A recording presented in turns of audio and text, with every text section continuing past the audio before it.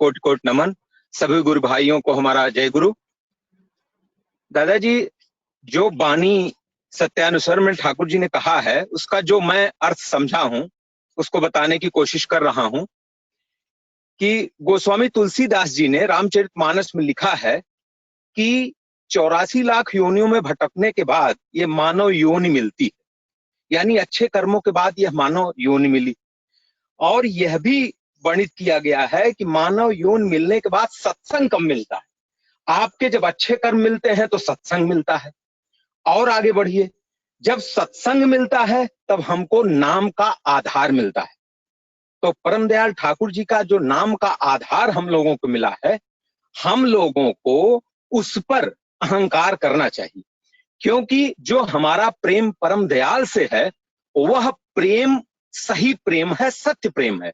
जो हम प्रेम नश्वर चीजों से करते हैं, हमारे पास बंगला है, गाड़ी है, खेत है, ये सब चीजें हैं, ये भौतिक जो चीजें हैं ये नश्वर हैं।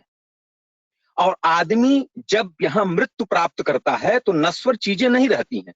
ये प्रभु के प्रेम की सीढ़ी में जितना कदम वो आगे बढ़ा रहता है, फिर उसी कदम पर उसका जन्म होता है, ताकि प्रभु के आत्म साक्षात्कार करते हुए प्रभु में विलीन हो जाए। इसीलिए मानव तन मिलता है आदमी को।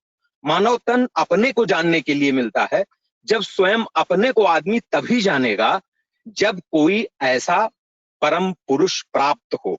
तो हम लोग, ठाकुर जी का कहना है कि हमें अपनी चीजों पे अहंकार नहीं करना है। हमको परम पिता परमेश्वर मिला है, इसका अहंकार हमको मिला है। सबरी थी, सबरी को यह अहंकार था कि हमारे प्रभु हमको अवश्य दर्शन देंगे। उसको यह अहंकार नहीं था कि मैं इतना ताकतवर हूं कि रामचंद्र जी आएंगे। नहीं, प्रभु पर अहंकार था कि प्रभु हमारे परम दयालु हैं और किसी की भी इच्छा को वह अवश्य पूरी करते हैं। यदि हमारी यह इच्छा है कि हमसे मिलने श्री रामचंद्र जी आएंगे तो वह अवश्य आएंगे।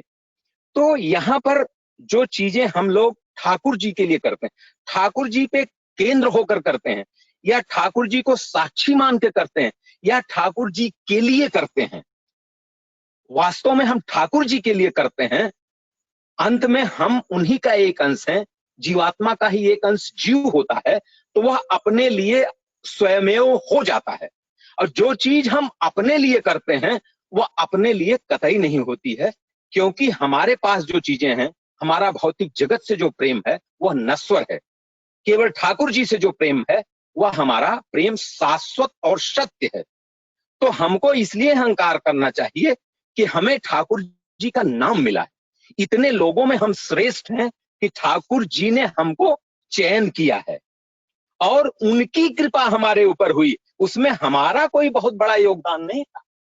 प्रभु ने हमारे ऊपर कृपा करके हमको अपना नाम दिया है, इसलिए हम भाग्यशाली हैं और इसलिए हमें अपने परम दयाल ठाकुर पर अभिमान करना चाहिए। जय गुरुदास जी।